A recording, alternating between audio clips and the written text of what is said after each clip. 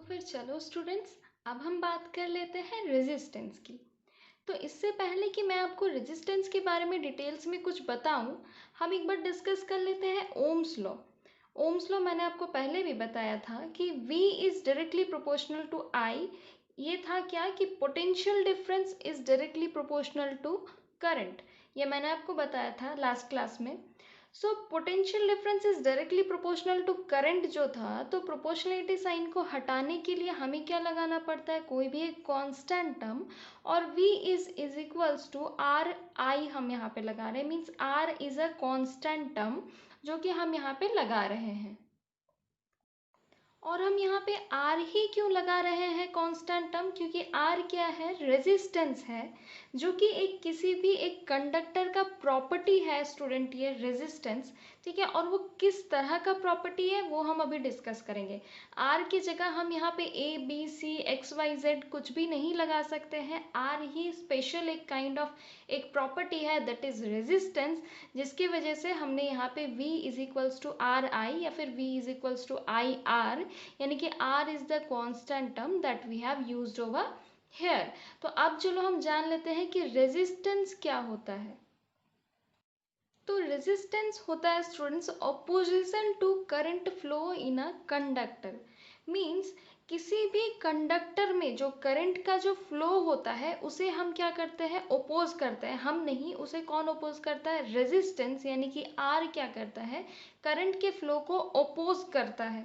यानी कि current flow होना चाहता है कंडक्टर से, करंट को फ्लो होना है इस कंडक्टर से, करंट चाहता है कि मैं फ्लो हूँ इस कंडक्टर से, लेकिन रेजिस्टेंस क्या करेगा, इसे ओपोज करेगा, रेजिस्टेंस इसे फ्लो होने नहीं देगा। तो इसका मतलब आप क्या समझ सकते हो कि रेजिस्टेंस यानी कि R और करंट यानी कि I, ये दोनों क्या होते हैं, एक दूसरे से इनवर्सली प्रोपोर्शनल है ना। यानी कि रेजिस्टेंस जितना ज़्यादा होगा कंडक्टर का, करंट क्या होगा, उतना ही कम फ्लो हो पाएगा, क्योंकि करंट चाहता है फ्लो होना और रेजिस्टेंस उसे रोकता है। रेजिस्टेंस हेल्प नहीं करता उसे फ्लो होने में, रेजिस्टेंस क्या करता है, एज अ बैरियर काम करता है। तो रेजिस्टेंस कंडक्टर में जितना हाई होगा उसमें फ्लो ऑफ करंट उतना ही कम होगा, और रेजिस्टेंस जितना कम होगा कंडक्टर का उसमें फ्लो ऑफ करंट क्या होगा, उतना ही ज़्यादा होगा। यानी कि आप ये कह सकते हो स्टूडेंट्स कि resistance of a conductor and flow of current, जिसको कि हम I से डिनोट करते हैं, both are inversely proportional to each other. क्योंकि रेजिस्टेंस बढ़ेगा तो करंट का फ्लो घटेगा, डिक्रीज होगा, एंड रेजिस्टेंस अगर डिक्रीज होगा, रेजिस्टेंस अगर डिक्रीज होगा तो करंट का फ्लो क्या होगा, इंक्रीज होगा। So both are inversely proportional to each other. Resistance यानी कि R को हम सर्किट में हम कैसे डिनोट करते हैं स्टूडेंट, सर्किट रिप्रेजेंटेशन इसका कैसा होता है, कुछ इस तरीके से या फिर इस तरीके से। ये हो गया स्टैटिक रेजिस्टेंस एंड ये वाला हो गया वेरिएबल रेजिस्टेंस, ये वाला हो गया variable resistance and this one is static resistance. तो दोनों का काम क्या है, रेजिस्टेंस अल्टीमेटली क्या है, एक कांस्टेंट टर्म है ना, इसीलिए हमने इसे यहाँ पे यूज़ किया था। तो आप ये चीज़ हमेशा अपने दिमाग में रखोगे, रेजिस्टेंस क्या है, कांस्टेंट टर्म है, हम इसके वैल्यू को चेंज नहीं कर सकते हैं। लेकिन मान लो आप कोई सा भी एक सर्किट ले रहे हो, वहाँ पे अगर आपको कांस्टेंट वाला रेजिस्टेंस चाहिए तो आप क्या लगाओगे, स्टैटिक रेजिस्टेंस। मींस आप फिर बाद में अगर चाहोगे उस सर्किट के रेजिस्टेंस को चेंज करना, आप उसे चेंज नहीं कर पाओगे, क्योंकि उस सर्किट में रेजिस्टेंस क्या है, स्टैटिक वाला आप लगा रखे हो। लेकिन वहीं पे अगर आप सर्किट में ये वेरिएबल रेजिस्टेंस लगा सकते हो, तो वेरिएबल रेजिस्टेंस काम कैसे करता है पता है, ये जो एरो वाला जो है, आप इसे इधर इधर मूव करा सकते हो, ऐसे इस डायरेक्शन में इस टाइप से आप मूव करा सकते हो। तो जैसे ही आप इसे मूव करवाओगे ना, तो क्या होगा कि इसमें जो रेजिस्टेंस है वो चेंज होता रहेगा। बट अगेन चेंज तो होता रहेगा, लेकिन रेजिस्टेंस क्या, एक कांस्टेंट टर्म है, चेंज होने के बाद भी वो रेजिस्टेंस क्या होगा, इंक्रीज होगा या तो डिक्रीज होगा, पर जो भी होगा वो चेंज होने के बाद भी एक कांस्टेंट टर्म ही है। चेंज होना, चेंज रेजिस्टेंस के चेंज होने का मतलब भी रेजिस्टेंस क्या है, एक कांस्टेंट टर्म ही रह रहा है स्टिल। तो हमने क्या क्या पढ़ा है स्टूडेंट्स, कि रेजिस्टेंस यानी कि R क्या है, opposition to the flow of current in a conductor. Means current flow होना चाहेगा एक किसी भी कंडक्टर से, और रेजिस्टेंस क्या करेगा, उसे बैरियर मतलब उसके फ्लो को ओपोज करेगा, नहीं फ्लो होने देगा। तो बिल्कुल भी फ्लो होने नहीं देगा ऐसा तो नहीं होता ना, कंडक्टर है तो करंट तो फ्लो होगा ही। तो क्या होता है कि करंट फ्लो तो होता है, लेकिन उसे वो क्या करता है, वो एज अ बैरियर वो काम करता है। तो इसीलिए हम क्या कहते हैं कि रेजिस्टेंस जितना ज़्यादा होता है करंट उतना कम होता है। तो रेजिस्टेंस और करंट दोनों क्या है, inversely proportional to each other. और हमने क्या पढ़ा कि रेजिस्टेंस होता है दो तरह के, एक होता है स्टैटिक रेजिस्टेंस और दूसरा होता है वेरिएबल रेजिस्टेंस। और रेजिस्टेंस हमेशा क्या होता है, एक कांस्टेंट टर्म होता है। ये आप हमेशा याद रखोगे, that resistance is a constant term only. चलो अब हम बात कर लेते हैं रेजिस्टिविटी की। रेजिस्टिविटी को हम डिनोट करते हैं एक इस तरह के साइन से, और उसे हम कहते हैं, इस तरह के ये साइन को क्या कहा जाता है, रो। यानी कि जहाँ पे भी ये लिखा हुआ रहेगा, रो लिखा हुआ रहेगा, आप समझ लेना वो किस किस चीज़ की बात की जा रही है, रेजिस्टिविटी की बात की जा रही है। अब मान लो कि आपके पास एक कंडक्टर है, ठीक है। कंडक्टर है यानी कि समझ लो ये क्या है, एक कंडक्टर है, ऐसा समझ लो एक वायर है जो कि एक कंडक्टर है, ये पेन, ठीक है। तो इस वायर का ये वाला जो पार्ट है, ये वाला जो पार्ट है, ये क्या है, एक क्रॉस सेक्शनल एरिया है ना इस वायर का, ये वाला part, this is a cross sectional area of the wire. यानी कि ये जो वायर है, इस वायर का, इसे हम क्या समझेंगे, ये है क्रॉस सेक्शनल एरिया। और इस वायर का ये जो लेंथ है, इसे हम क्या से डिनोट कर रहे हैं, एल से। और समझ लो कि ये जो वायर है ये क्या है, कंडक्टर है। अब कंडक्टर है तो उसमें तो फ्री इलेक्ट्रॉन ज़रूर से प्रेजेंट रहेंगे, फ्री इलेक्ट्रॉन्स तो उसमें प्रेजेंट रहना ही है ना, कंडक्टर है। तो मैंने बताया था कंडक्टर में always there is always presence of free electrons in a conductor. तो हर कंडक्टर का एक रेजिस्टेंस होता है ना। तो इस कंडक्टर और रेजिस्टेंस को हम क्या से डिनोट करते हैं, कैपिटल आर से। तो मान लेते हैं इस कंडक्टर में जो रेजिस्टेंस है उसे भी हम लिख दिए कैपिटल आर। मींस एक ऐसा कंडक्टर जिसका एरिया ऑफ क्रॉस सेक्शन है ए और जिसका लेंथ है एल, उसके रेजिस्टेंस को हम डिनोट कर रहे हैं कैपिटल आर से। और उसमें ढेर सारे फ्री इलेक्ट्रॉन्स तो रहेंगे ही डेफिनेटली, क्योंकि वो क्या है, एक कंडक्टर है। तो अब बात आती है कि अगर आप इस कंडक्टर के लेंथ को अगर इंक्रीज कर दो, मीन्स जब तक इसका लेंथ एल है तब तक तो ठीक है, इसका रेजिस्टेंस भी क्या है, आर है। लेकिन अगर आप इसके लेंथ को अगर आप इंक्रीज कर देते हो, मान लो आप इसके लेंथ को इंक्रीज कर देते हो यहाँ तक, ठीक है। तो अगर आप इसके लेंथ को इंक्रीज कर देते हो तो क्या इसका रेजिस्टेंस तब भी आर ही रहेगा, या फिर क्या इसका रेजिस्टेंस बढ़ जाएगा, क्या रेजिस्टेंस इसका घट जाएगा, ये हमें पता करना है। Means resistance of this particular conductor में क्या इफेक्ट पड़ेगा, या फिर किसी भी कंडक्टर में के रेजिस्टेंस पे क्या इफेक्ट पड़ेगा अगर हम उसके लेंथ को इंक्रीज कर दे। Means length of the conductor को अगर आप इंक्रीज कर देते हो तो उसका रेजिस्टेंस पे क्या इफेक्ट पड़ेगा, रेजिस्टेंस एज इट इज रहेगा, बढ़ जाएगा कि घट जाएगा, ये हमें चेक करना है। अब समझो यहाँ पे मानो आपके पास दो रोड है, दोनों रोड का थिकनेस क्या है, सेम है। ये थिकनेस जो है ना दोनों रोड में सेम है, लेकिन एक रोड का लेंथ छोटा है और दूसरे वाले रोड का लेंथ क्या है, बहुत लंबा है। आप दोनों ही रोड से एक एक बार ट्रैवल करते हो, तो किस रोड से आपको पहुंचने में, किस रोड में आपको ट्रैवल करने में ज़्यादा टाइम लगेगा, ए वाले रोड में ट्रैवल करने में ज़्यादा टाइम लगेगा कि बी वाले रोड में ट्रैवल करने में ज़्यादा टाइम लगेगा। डेफिनेटली आपको बी वाले रोड में ट्रैवल करने में क्या होगा, ज़्यादा टाइम लगेगा। तो अब हम यहाँ पे इस चीज़ को रिलेट करते हैं, यहाँ पे बहुत अच्छे से समझना स्टूडेंट्स। करंट क्यों फ्लो होता है किसी भी कंडक्टर में, क्योंकि वहाँ पे इलेक्ट्रॉन्स प्रेजेंट रहते हैं तभी करंट फ्लो होता है। अब अगर आप इस कंडक्टर की लेंथ को बढ़ा देते हो तो क्या होगा, इलेक्ट्रॉन्स को फ्लो होके आने में ज़्यादा टाइम लगेगा ना। जैसे आपको यहाँ पे लंबे वाले रोड में आपको पहुँचने में ज़्यादा टाइम लग रहा था, इसलिए यहाँ पे क्या होगा, लंबा वाला कंडक्टर में इलेक्ट्रॉन्स को भी पहुँचने में ज़्यादा टाइम लगेगा। तो अगर इलेक्ट्रॉन्स को पहुँचने में ज़्यादा टाइम लगेगा तो करंट का फ्लो क्या हो जाएगा, धीरे हो जाएगा, क्योंकि इलेक्ट्रॉन्स में क्या होगा, धीरे धीरे पहुँचेगा।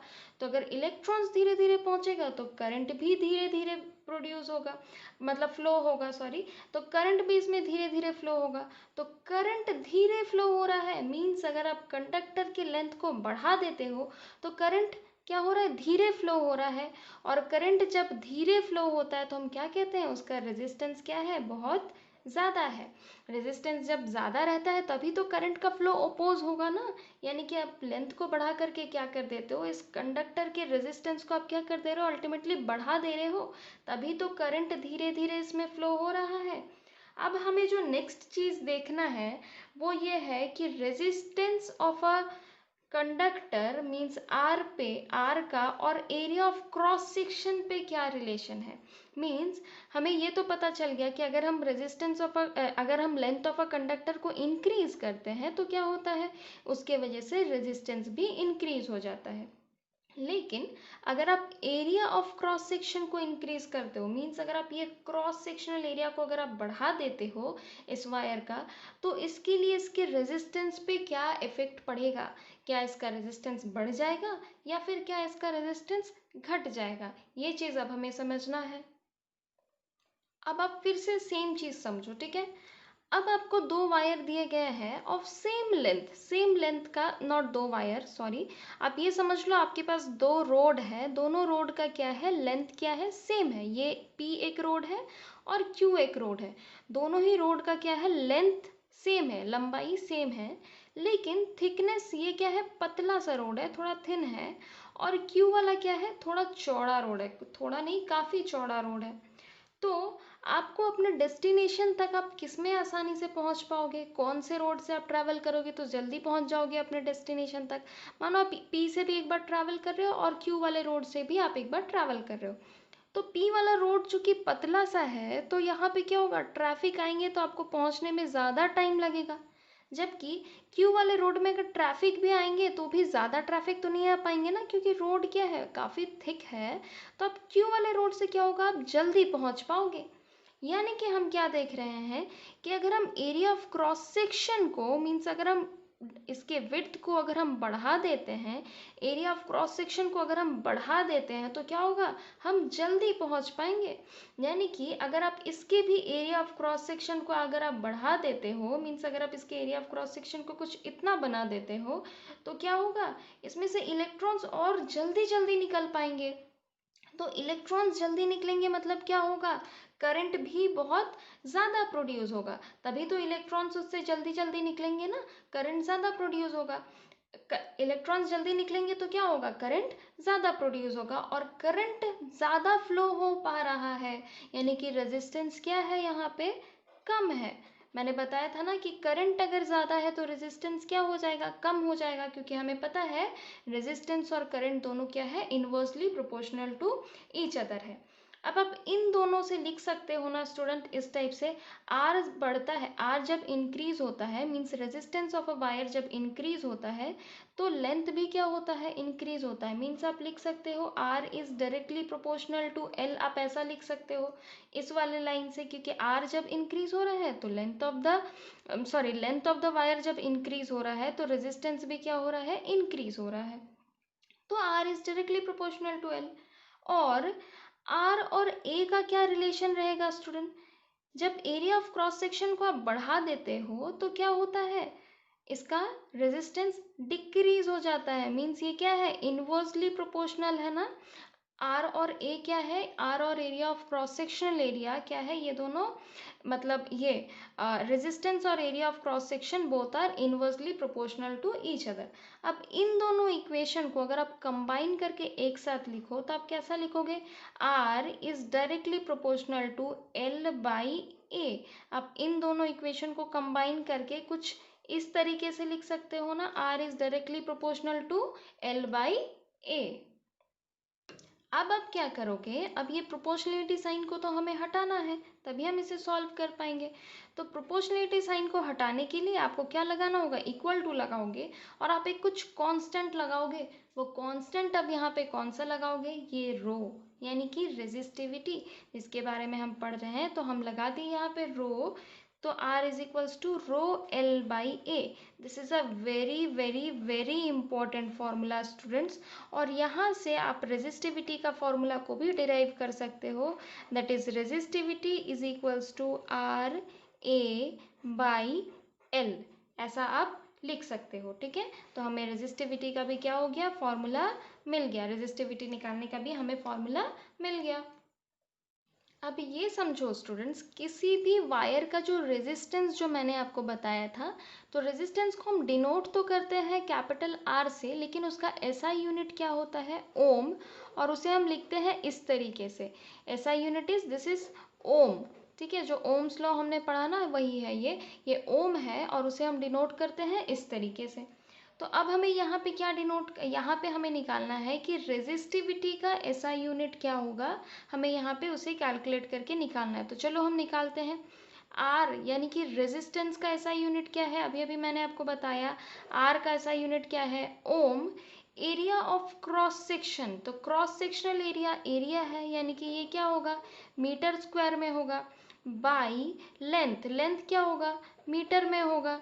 तो अब हम क्या करेंगे, ये वाले मीटर को और ये वाले मीटर को आप कैंसिल कर सकते हो, और आपको क्या मिल जाएगा कि रेजिस्टिविटी का फॉर्मूला आपको क्या मिल जाएगा, मतलब नॉट फॉर्मूला, आपको ऐसा यूनिट मिल जाएगा, दैट इज ओम मीटर। इसे हम क्या कहते हैं, ओम मीटर। और हम क्या कहते हैं, this is the SI unit of, this is the SI unit of resistivity.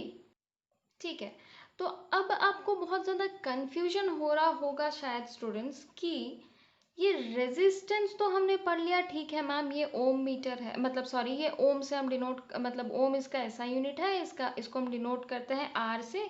और रेजिस्टेंस क्या होता है, किसी भी कंडक्टर का एबिलिटी कि वो करंट के फ्लो को क्या करेगा, ओपोज करेगा।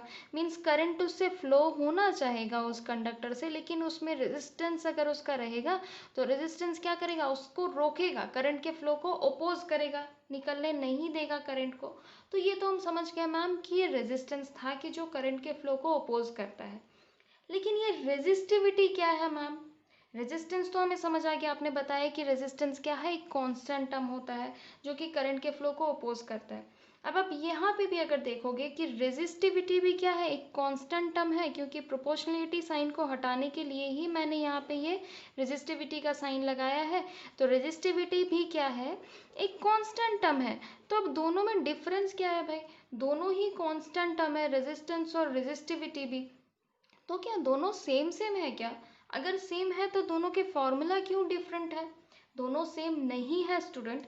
ये क्या है, कंडक्टर का, रेजिस्टेंस की बात कर रही हूँ मैं, रेजिस्टेंस क्या है, एक कंडक्टर का एबिलिटी जो कि करंट के फ्लो को ओपोज कर सकता है।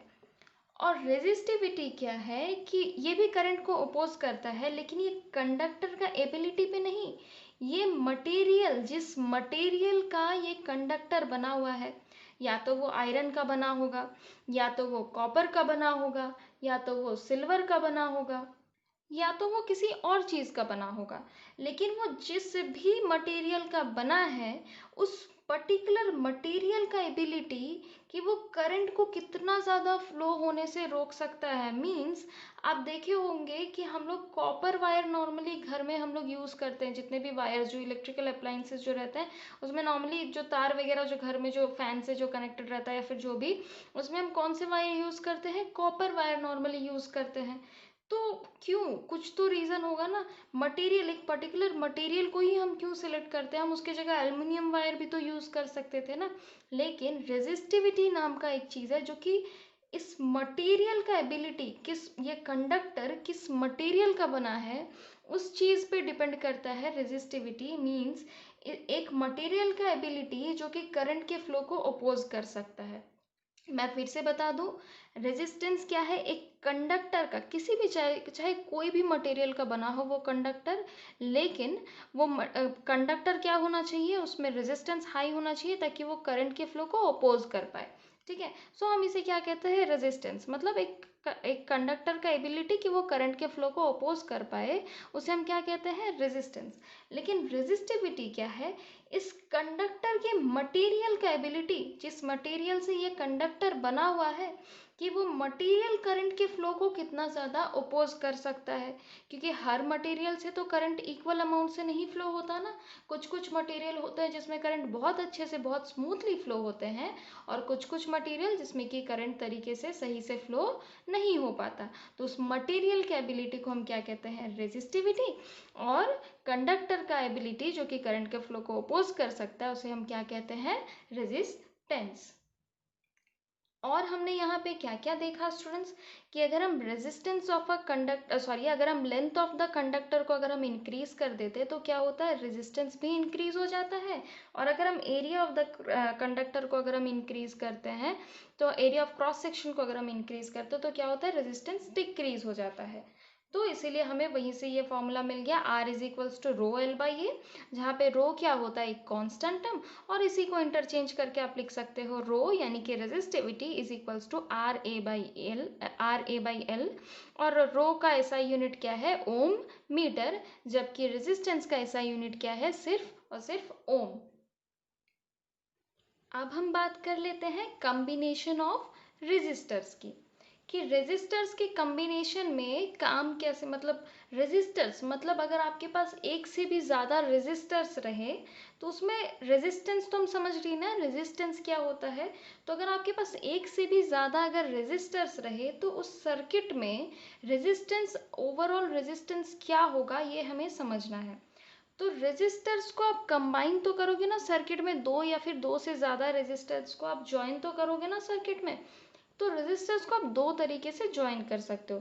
पहला हो गया आप उसके सीरीज कॉम्बिनेशन से आप ज्वाइन कर सकते हो, और दूसरा हो गया आप उसे पैरेलल कॉम्बिनेशन से ज्वाइन कर सकते हो। अब हम दोनों ही कॉम्बिनेशन को समझेंगे और उसके बारे में हम डिटेल्स में अच्छे से पढ़ेंगे। ठीक है, कि सीरीज कॉम्बिनेशन में हम रेजिस्टर्स को कैसे ज्वाइन करते हैं और पैरेलल कॉम्बिनेशन में हम रेजिस्टर्स को कैसे ज्वाइन करते हैं, ये हमें समझना है। तो पहले हम बात कर लेते हैं सीरीज कॉम्बिनेशन में हम कैसे इसे ज्वाइन करते हैं। तो देखो student, series combination of resistors में सर्किट डायग्राम इस तरीके से होता है। मीन्स यहाँ पे मैंने क्या किया है, यह है सीरीज कॉम्बिनेशन का ही मैंने बनाया है यहाँ पे सर्किट डायग्राम। यहाँ पे देखो हम रेजिस्टर्स का कॉम्बिनेशन कर रहे हैं ना। यहाँ पे देखो मैंने ले लिया है 3 रेजिस्टर्स। आप 3 से ज़्यादा भी ले सकते हो, 2 ले सकते हो, 5 ले सकते हो, 10 20 कितना भी आप रेजिस्टर्स ले सकते हो। यहाँ पे मैंने समझाने के लिए सिर्फ 3 रेजिस्टर्स लिए हैं। ठीक है, ये हो गया अपना की है ये। ठीक है, और रेजिस्टर्स का कॉम्बिनेशन सीरीज के केस में कैसे होता है, मैंने यहाँ पे रेजिस्टर्स को जोड़ा कैसे है, देखो हेड टू टेल कनेक्शन होता है, ये बस याद रखने का तरीका है। सीरीज कॉम्बिनेशन में कैसे होता है जॉइन, हेड टू टेल, मतलब ये समझ लो एक रेजिस्टर है, ये एक रेजिस्टर है, ये एक रेजिस्टर है, और ये वाली एक रेजिस्टर है। ठीक है, तो यहाँ पे 3 रेजिस्टर है।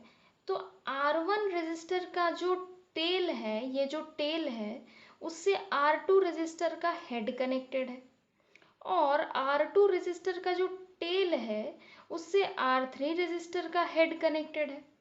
तो समझ आया, सीरीज कॉम्बिनेशन में क्या होता है, हेड टू टेल कनेक्शन होता है। यहाँ पे तो इतना तो हम समझ गए कि चलो सीरीज कॉम्बिनेशन में हम रेजिस्टर्स को कनेक्ट कैसे करेंगे, यहाँ तक तो हमें समझ आ गया। अब हम देखते हैं यहाँ पे करंट फ्लो कैसे करेगा। करंट के फ्लो को अब हमें यहाँ पे समझना है। तो positive to negative terminal flow करता है, तो बैटरी के यहाँ से करंट फ्लो होना शुरू हुआ इस डायरेक्शन में। देखो मैंने यहाँ पे इस बैटरी के पॉजिटिव टर्मिनल को एमीटर के पॉजिटिव टर्मिनल से जोड़ा है, और एमीटर को भी मैंने सीरीज में ही जोड़ा है, बैटरी के हेड से एमीटर के टेल को जोड़ा है मैंने। और वोल्ट मीटर को मैंने क्या में जोड़ा है, पैरेलल में जोड़ा है। पैरेलल कॉम्बिनेशन भी हम पढ़ेंगे थोड़ी देर बाद, लेकिन आप यहाँ समझते जाओ। तो करंट यहाँ पे किस डायरेक्शन में फ्लो होगा, बैटरी के यहाँ से पहले फ्लो होना शुरू किया, फिर एमीटर से होकर के इधर जाएगा, फिर यहाँ पे आएगा। अब यहाँ से करंट कैसे जाएगा, यहाँ पे तो दो दो पाथ आ रहे हैं ना, एक चल जाएगा इस वाले पाथ में और दूसरा आ जाएगा करंट इस वाले पाथ में। फिर यहाँ से ऐसे होते हुए जाएगा, यहाँ से होते हुए जाएगा, यहाँ से होकर के करंट आ जाएगा यहाँ तक। अब आपको समझ आया, वोल्ट मीटर तक में भी क्या जाएगा, करंट यहाँ से फ्लो होते हुए, करंट यहाँ से इस टाइप से ये करंट यहाँ से फ्लो होगा। अब मान लो जो करंट फ्लो हो रहा है उसे हम आई से डिनोट कर रहे हैं, मीन्स आई करंट फ्लो हो रहा है इंटायर सर्किट में। पोटेंशियल डिफरेंस यानी कि जिसको कि हम V से मेजर करते हैं, वोल्ट मीटर से मेजर करते हैं, तो पोटेंशियल डिफरेंस को मैंने क्या किया है, across the end of these resistors मैंने पोटेंशियल डिफरेंस को क्या कर दिया है, कनेक्ट कर दिया है।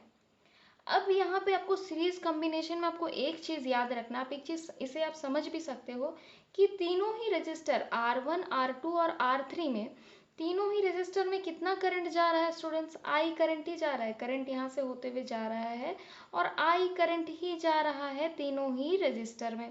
समझ आ रहा है ना, देखो तीनों ही रजिस्टर में यहाँ से आई करंट फ्लो हुआ, आई करंट इसमें भी गया, इसमें भी आई अमाउंट ऑफ करंट गया, इसमें भी आई अमाउंट ऑफ करंट गया, एंड सो ऑन। ठीक है, तो तीनों ही रेजिस्टर में करंट का फ्लो तो सेम रह रहा है, लेकिन पोटेंशियल डिफरेंस भी क्या तीनों रेजिस्टर में सेम रह रहे हैं, ये हमें चेक करना है।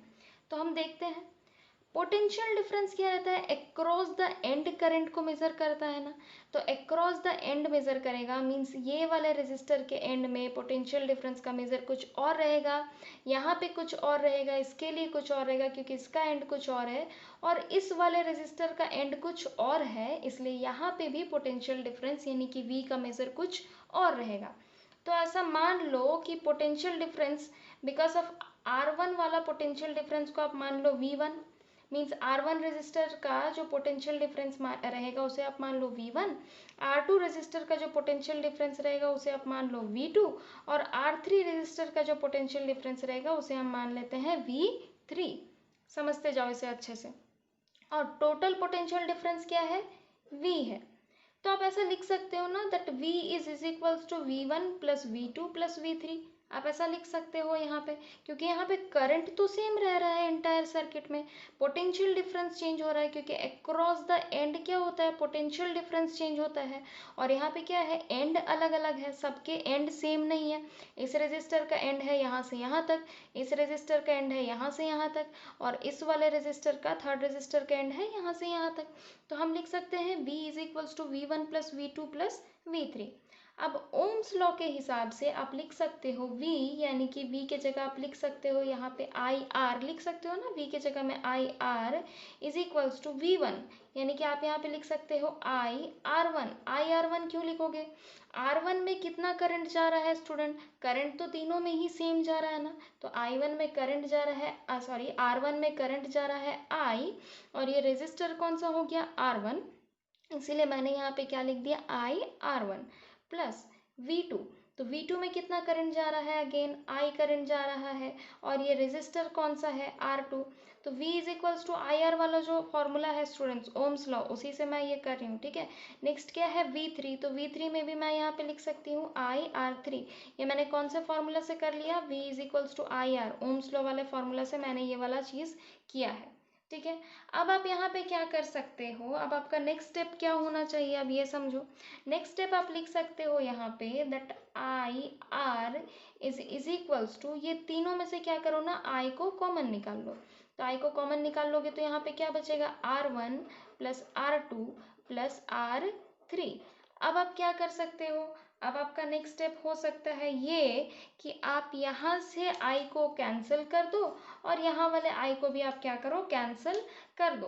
तो आपको जो फाइनल आपको जो वैल्यू मिलेगा वो क्या वैल्यू मिलेगा, आपको फाइनल वैल्यू मिलेगा R is equals to R1 plus R2 plus R3। तो ये हमने क्या फॉर्मूला डिराइव कर लिया कि जब आपके रेजिस्टर्स जब सीरीज में कनेक्टेड रहते हैं तो रिजल्टेंट रेजिस्टेंस क्या होता है, in series combination resultant resistance क्या होता है, that is this R is the resultant resistance, means इस सीरीज मतलब इस पूरे सर्किट का रेजिस्टेंस को हम क्या से डिनोट कर रहे हैं, ये कैपिटल R से, is equals to R1 plus R2 plus R3। Means आप ये तीनों को सम करोगे तो जितना आपको रेजिस्टेंस मिल जाएगा वही हो जाएगा ये पूरे कॉम्बिनेशन का, सीरीज कॉम्बिनेशन का रेजिस्टेंस का, मतलब टोटल रेजिस्टेंस वही हो जाएगा। अब हम बात कर लेते हैं कि पैरेलल कॉम्बिनेशन में किस तरीके से काम होता है। तो अब आप ये पैरेलल कॉम्बिनेशन वाला सर्किट को देखो, ठीक है। पैरेलल कॉम्बिनेशन में किस तरह का होता है, एंड टू एंड कनेक्शन होता है। मीन्स आप यहाँ पे अच्छे से समझो, यहाँ पे मैंने क्या बताया था, हेड टू टेल कनेक्शन होता है रेजिस्टर्स का। इसमें क्या होता है, रेजिस्टर्स का कॉम्बिनेशन एंड टू एंड होता है। मीन्स R1 रेजिस्टर के एंड कौन कौन से हैं, ये और ये। R2 रेजिस्टर के एंड कहाँ कहाँ है, ये और ये। R3 का भी एंड क्या है, ये और ये। मीन्स आप अगर देखोगे कि सारे ही रेजिस्टर्स के जो एंड है उसे हमने क्या कर दिया है, साथ साथ कनेक्ट कर दिया है। इसीलिए आप यहाँ पे क्या बोलते हैं हम, कि पैरेलल कॉम्बिनेशन में रेजिस्टर्स को हम क्या किए हैं, एंड टू एंड हम कनेक्ट किए हैं। तो अब यहाँ पे करंट कैसे फ्लो होगा ये समझ लो। पहले तुम ये जान लिए कि सीरीज कॉम्बिनेशन में हेड टू टेल कनेक्शन होता है और पैरेलल कॉम्बिनेशन कुछ इस तरीके से होता है जहाँ पे हम क्या करते हैं, एंड टू एंड कनेक्ट करते हैं। इसीलिए हम वोल्ट मीटर को हमेशा किस तरह से कनेक्ट करते थे, इस तरीके से, ताकि एंड टू एंड कनेक्टेड रहे अपना वोल्ट मीटर भी। तो ये हो गया अपना पॉजिटिव टर्मिनल, ये हो गया नेगेटिव टर्मिनल, ये हो गया की। और हम मैंने क्या बताया था कि आपके बैटरी के नेगेटिव टर्मिनल को एमीटर के नेगेटिव टर्मिनल से कनेक्ट कर देना और बैटरी के पॉजिटिव टर्मिनल को एमीटर के पॉजिटिव टर्मिनल से कनेक्ट कर देना। वैसे ही बैटरी के पॉजिटिव टर्मिनल को आप वोल्टमीटर के पॉजिटिव से कनेक्ट कर दो और बैटरी के नेगेटिव टर्मिनल को आप वोल्टमीटर के नेगेटिव टर्मिनल से कनेक्ट कर दो। यहाँ पे भी मैंने ले लिया है 3 रेजिस्टर R1, R2 और R3। करंट कैसे फ्लो होगा, करंट फ्लो होगा, आई करंट फ्लो हो रहा है समझ लो यहाँ से, तो आई करंट फ्लो होगा इस डायरेक्शन में भी। और करंट अब कहाँ जाएगा, अब यहाँ पे तो तीन तीन पाथ आ रहे हैं, तीन तीन यानी कि, या फिर आप बोल सकते हो 4 पाथ है, 4 4 रास्ते हैं, तो करंट डिवाइड हो जाएगा स्टूडेंट्स। यहाँ पे यहाँ पे यहाँ पे और यहाँ पे। यहाँ पे करंट नहीं डिवाइड हो रहा था, यहाँ से करंट ऐसे जा रहा था और इधर से फ्लो हो रहा था, ठीक है। वोल्ट मीटर को ना बहुत मिनिमम करंट चाहिए होता है, बहुत ही ज़्यादा मिनिमम करंट, इसलिए हम वोल्ट मीटर वाले करंट को हम नहीं एज्यूम करते हैं, ठीक है। लेकिन यहाँ पे समझ लो करंट को क्या हो रहा है, तीन एटलीस्ट यहाँ वाले वोल्ट मीटर को भी आप मत एज्यूम करो चलेगा, लेकिन यहाँ पे हम बस रेजिस्टर्स के लिए निकाल रहे हैं तो रेजिस्टर्स वाले को ही एज्यूम करते हैं दोनों ही केस में। यहाँ पे क्या समझो कि करंट को एटलीस्ट, ये रेजिस्टर्स को तो मिनिमम करंट नहीं चाहिए ना, रेजिस्टर्स को तो प्रॉपर अमाउंट ऑफ करंट चाहिए। तो रेजिस्टर्स में क्या हो रहा है, करंट 3 पार्ट्स में डिवाइड हो जा रहा है। तो यहाँ से करंट जाएगा, फिर इस वाले से यहाँ पे आएगा, इस वाले से यहाँ आएगा, यहाँ जाएगा, और यहाँ वाला करंट यहाँ से होते हुए निकल के अब सारे करंट इस पाथ से हो करके ये हो जाएगा करंट का फ्लो का अपना डायरेक्शन। तो हमें यहाँ तक तो समझ आ गया कि करंट का डायरेक्शन कैसा होता है। अब ये समझो स्टूडेंट्स कि ये वाले केस में क्या हो रहा है, पोटेंशियल डिफरेंस, यहाँ पे क्या हो रहा था, पोटेंशियल डिफरेंस चेंज हो रहा था ना, क्योंकि सबके एंड्स अलग अलग थे, सारे रेजिस्टर्स के एंड्स अलग अलग थे। तो मैं क्या कह रही थी कि यहाँ पे पोटेंशियल डिफरेंस V का वैल्यू क्या हो रहा है, चेंज हो रहा है। लेकिन यहाँ पे अगर आप देखोगे सारे ही रेजिस्टर के एंड तो सेम है, तो यहाँ पे पोटेंशियल डिफरेंस तो चेंज होगा नहीं। Potential difference for R1 will be equal to potential difference for R2 and that will be equal to potential difference of R3। तीनों के ही पोटेंशियल डिफरेंस क्या होंगे, सेम रहेंगे। लेकिन यहाँ पे अगर कोई चीज़ चेंज हो रहा है तो वो क्या हो रहा है, करंट डिवाइड हो जा रहा है। तो यहाँ पे करंट क्या हो रहे हैं, 3 इक्वल पार्ट्स में डिवाइड हो रहे हैं, इक्वल नहीं मतलब सॉरी इक्वल नहीं, 3 पार्ट्स में करंट क्या हो रहे हैं, डिवाइड हो रहे हैं। इसीलिए आप लिख सकते हो यहाँ पे कि I यानी कि total current is equals to I1, मतलब जितना करंट यहाँ से R1 से फ्लो हो रहा है उसे हम मान लेते हैं I1, R2 से करंट जो फ्लो हो रहा है उसे आप मान लो I2, और R3 से जो करंट फ्लो हो रहा है उसे हम मान लेते हैं I3। तो आप ऐसा लिख सकते हो ना, I is equals to I1 plus I2 plus I3। आप ये चीज़ आप लिख सकते हो। अब आपको एक फॉर्मूला पता है, ओम्स लॉ अपना हमें पता है, V इज इक्वल्स टू क्या होता है, IR। तो यहाँ से आप लिख सकते हो I इज इक्वल्स टू क्या हो जाएगा, V बाई R। आप यहीं से ये फॉर्मूला को डिराइव कर सकते हो। तो हमें पता चल गया क्या कि I is equals to V by R होता है।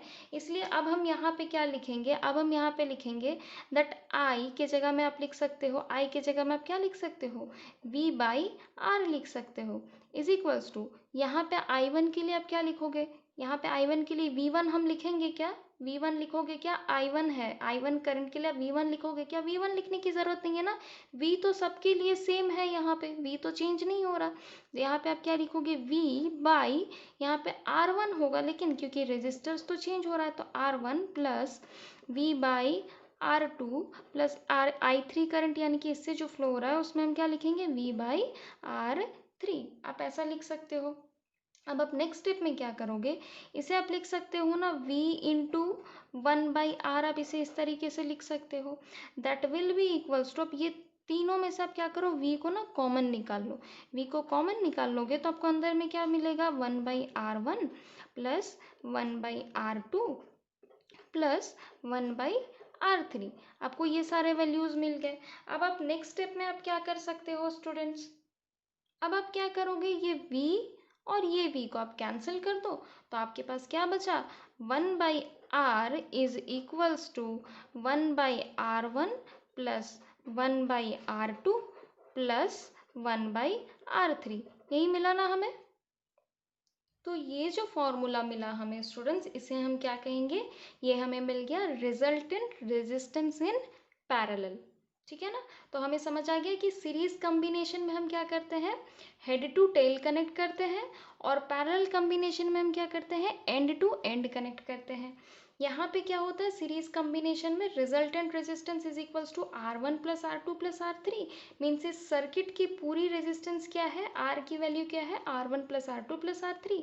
और इस सर्किट में R का वैल्यू क्या होगा? इसका आप रेसिप्रोकल कर दोगे तो आपको मिलेगा 1/R1 plus 1/R2 plus 1/R3। आप यहाँ से करके ऐसे सॉल्व करके आप निकाल सकते हो।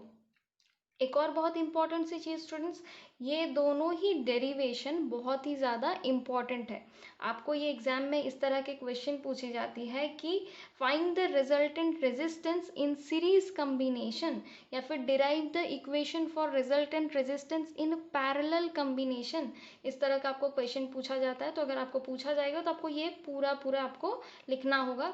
तो this part is very very important. आप वीडियो को पॉज करके इसे कॉपी डाउन कर सकते हो, और else you can take a screenshot over here and just you can just or you can make your own notes. I have also provided the notes in the description box, आप वहाँ से भी जा करके देख सकते हो स्टूडेंट्स।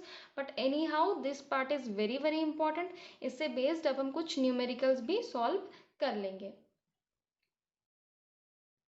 अब एक बहुत ही ज़्यादा इम्पॉर्टेंट सा क्वेश्चन स्टूडेंट्स, जो अक्सर हमें पूछा जाता है एग्जाम में भी, कि आपने दो तरह के कॉम्बिनेशन के बारे में तो हमने पढ़ लिया, सीरीज और पैरेलल कॉम्बिनेशन के बारे में तो हमने पढ़ लिया। अब जो बात आती है कि अब दोनों में से बेटर कौन सा है? सीरीज कॉम्बिनेशन ज़्यादा अच्छा होता है कि पैरेलल कॉम्बिनेशन ज़्यादा अच्छा होता है? तो अब हम इसके बारे में थोड़ा सा डिस्कस कर लेते हैं। देखो स्टूडेंट्स, ओवरऑल पैरेलल कॉम्बिनेशन को हम ज़्यादा अच्छा मानते हैं।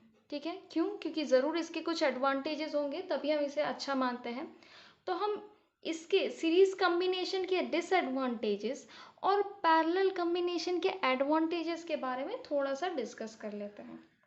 देखो, सीरीज कॉम्बिनेशन में प्रॉब्लम कहाँ आएगी ना, यहाँ पे आप क्या कर रहे हो? सेम अमाउंट ऑफ करंट यहाँ से पास होता है। मतलब ये ओवरऑल तीनों ही रेजिस्टर में R1, R2 और R3 तीनों से ही क्या है? Same amount of current pass होगा। अब मान लो ये जो R1 जो है ना, ये एक बल्ब है, और R2 जो है ना, ये एक ट्यूबलाइट है, और R3 जो है ये क्या है? एक फैन है। ऐसा समझ लो, ये एक बल्ब है, ये एक ट्यूबलाइट है, और ये क्या है? एक फैन है। तो सबके अलग अलग रेजिस्टेंस है। ठीक है? हमें घर के लिए मैंने एक ट्यूबलाइट, एक बल्ब को, एक ट्यूबलाइट को और एक फैन को कनेक्ट किया है। ये एक बल्ब है, ये एक ट्यूबलाइट है, और ये क्या है? फैन है। सबके अलग अलग रेजिस्टेंसेस हैं। लेकिन जब हम करंट पास करा रहे हैं तो क्या कर रहे हैं कि हम सब में same amount of current pass हो रहा है। अब ये समझ लो स्टूडेंट, सब में तो सेम अमाउंट ऑफ करंट नहीं जाता ना। कुछ कुछ, जैसे कि ये बल्ब है, ये बहुत ही ज़्यादा मिनिमम अमाउंट ऑफ करंट से ये ग्लो कर जाएगा। ट्यूबलाइट को थोड़ा सा और ज़्यादा करंट चाहिए होगा, और फैन को तो उससे भी ज़्यादा करंट चाहिए होगा।